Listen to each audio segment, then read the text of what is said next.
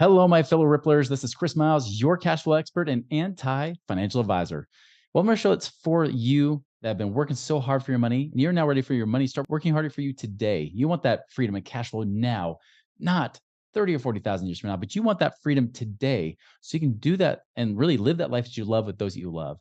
But most importantly, guys, we know it's not just about getting rich. It's about living a rich life because as you're blessed financially, you have a greater capacity to bless the lives of those around you. That is what we're here to do today. Thank you for allowing me to be able to express that through you guys, be able to create a ripple effect in your own lives. Thank you for binging and you've been sharing this podcast.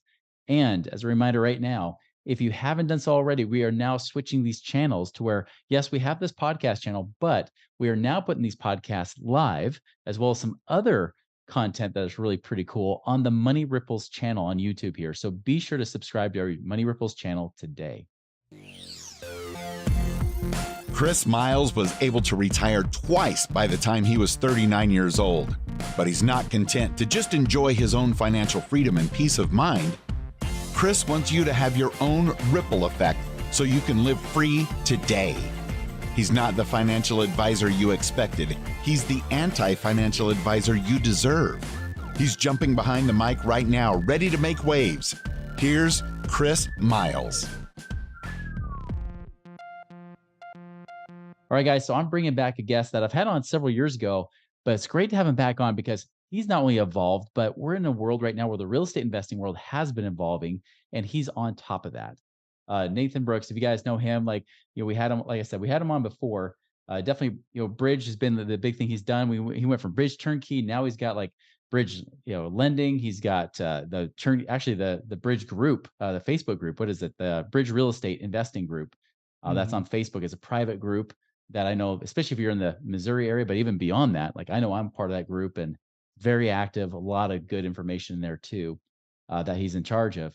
But right now, what he's doing, he's actually helping real estate investors break past that $1 million mark without having to build huge teams and having big costs. So Nathan, thanks for coming back on our show today.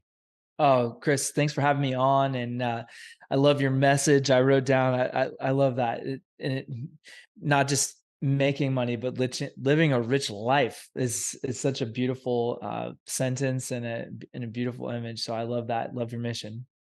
Well, I know you'd resonate with that because that's kind of your life too. That's Yeah, the thing you do. You embody that, and that's a big reason why I wanted you on the show.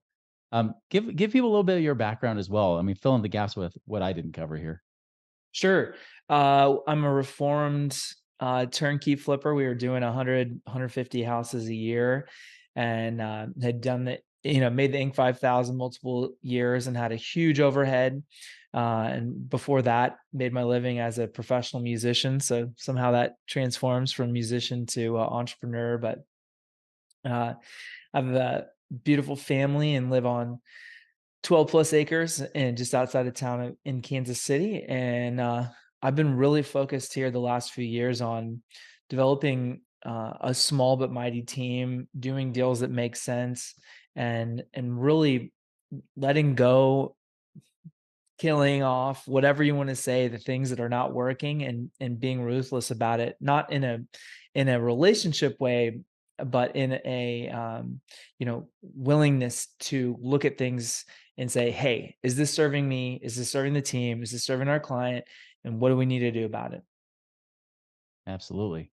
Well, and you and I have a lot of friends in the active real estate space, especially, right? And Yep. it has been, I mean, 2020 was interesting because everybody thought things were going to go just fall apart. And yeah, for a few months, it was a little bit, frozen. But then all of Yeah. a sudden, the money got pumped in from the economy, from all the feds and everything else. And then pretty soon, you didn't even have to be a genius to make money in real estate. And then till 2022, especially that latter half, and then we saw a lot of our friends get just beaten up over this last year or so. Tell us kind of what's been your experience with that, and what kind of pivots did you make that actually helped you guys come out stronger on the other end here? Absolutely. And it would not be a lie to say, I got beat up a little bit and then at 22 as well. Mhm. We were, starting in mid to late 21, we started making some moves and had this huge team. And we went from having, almost 20 people on our staff to sub 5 in a matter of like 6 months or less. And we realized that we had so many things going and we had such a big production level, and the overhead and the management of all that it was just, yeah, I wasn't having fun, to be honest. I was Yeah. stressed out, with having to do so many deals just to cover overhead versus the opposite, and leading with revenue. And so we just said enough. And so it's taken us a while to get things cleaned up, but thankfully we had been looking, I think, ahead. I wouldn't say I, had any idea of where we would be now. I'd be Mhm. totally lying. But, I did have a sense that we needed to change. And so we took those hard steps of having hard conversations with our team, and, having this big team. I had, a lot of joy and a lot of I felt good maybe to the ego of having this big team, but it didn't feel good in the way of like going home at night and what you want to actually be doing. And so over the last, year and a half, we've really focused on developing awesome partnerships and relationships. And we have a handful of partners that we've, done far less, man hours of work and made far more money between, building developments and building some new construction stuff, and really just being focused and strategic with people that I can rely on to do the thing that they're awesome with, and I bring what I'm awesome with, and it's made a world of difference. I mean, that must have been pretty hard going from like a team of 20 down to 5. I mean, how fast was that transition for you? I mean, it half of those people were gone in 2 days. Wow. So, and then over the next couple of months, it was another 2 or 3, and then, truly that bridge company, that was Bridge Turnkey is now, just 3 people, me and a partner and our controller.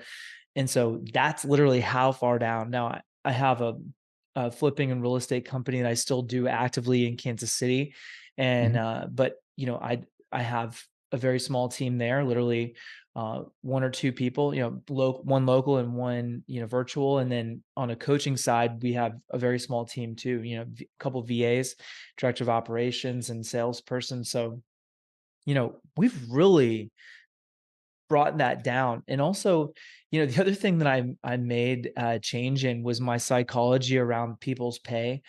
And I Mm. looked for people who are willing to work harder for a higher potential in compensation, but a lower amount of that monthly, cost into overhead, and basically trading what is revenue, but also for people who had that get it, want it capacity to do it, and had a bigger capacity to do actual work, right? So instead of having Yeah. 2 or 3 people, I could have one person. I pay them more, but they're also more fulfilled and they have more responsibility, more autonomy. And you know, I also say this too, as a leader. If you're listening to this and you're thinking like, "Gosh, that sounds like a lot." Well, it is a lot, Um, but what's also changed is now we don't just onboard somebody and not have a plan. So we have, clear documents around what to do and how to do it. And by the way, there's this crazy thing called Chat GPT, and you can plunk in there, create a 90-day training plan, and in about 5 seconds you can have this. So there's no excuse anymore to not have an outline of how you can do whatever it is that you want to do, and all you have to do is not make an excuse. You just go and do it. So,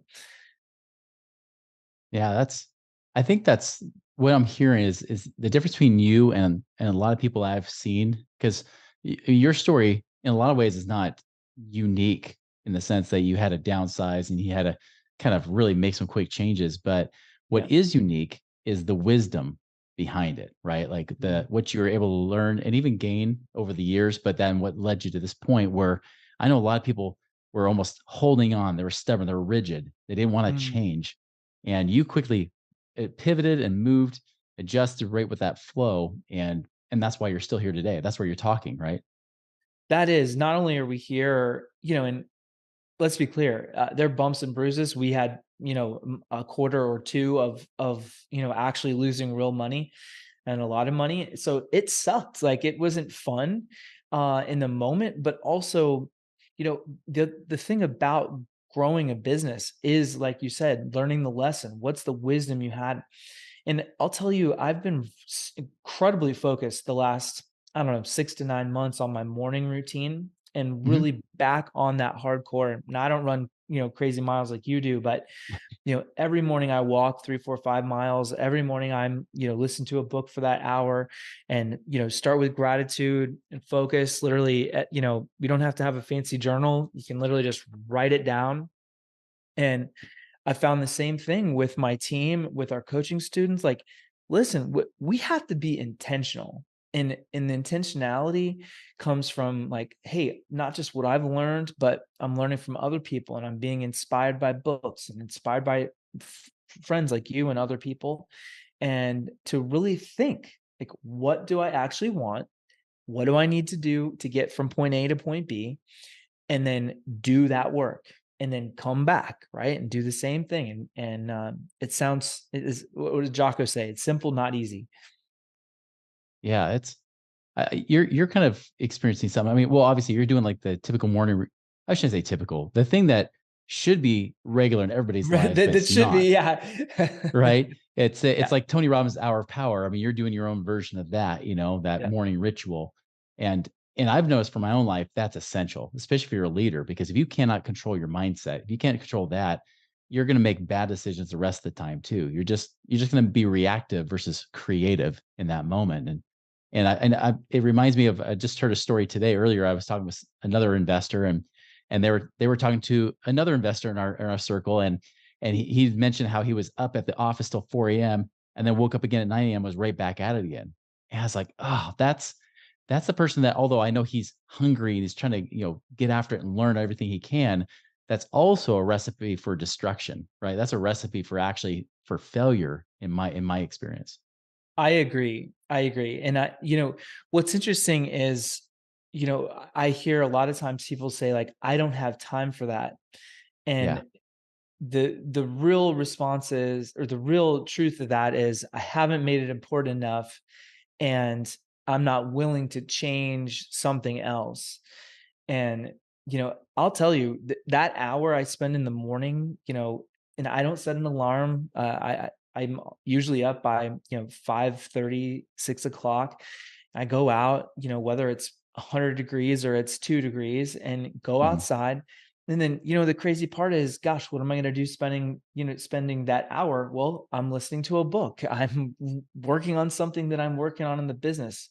I have Yeah. time and opportunity to think.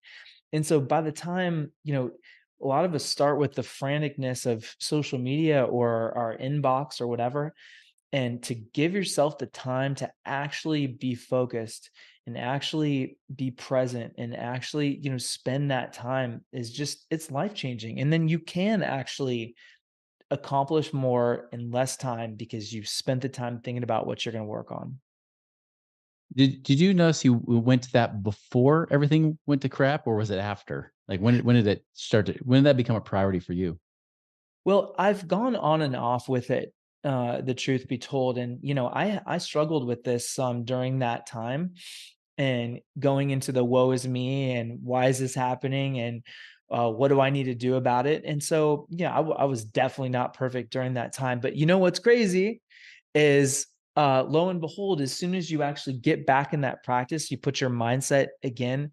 And I say this all the time, wherever you put your focus is where you get your result. Wherever you get to put your focus is where you get your result. So if you're focused on sucking and losing and having things not go well, guess what? That will just continue to manifest. And if you focus on like, what's the problem? What can we do today? How do we fix it? How do we, there's a thing called an open loop or a closed loop. Like you have all these things that are burning out there. They're all open loops. So we want to close them. How do we know what to close? What's keeping you up at night? And literally, so that changed for me. And the notebook I showed you, I put just a couple things. So gratitude every day, and then focus. And there's not 52 things under this focus line. There's three. Sometimes there's two. And that way, it's like, hey, every single day I can do three things. Like there's no Yeah, excuse. I can do three things. So that made all the difference. I love it. What now you're starting to coach real estate investors right now. Tell us more about that.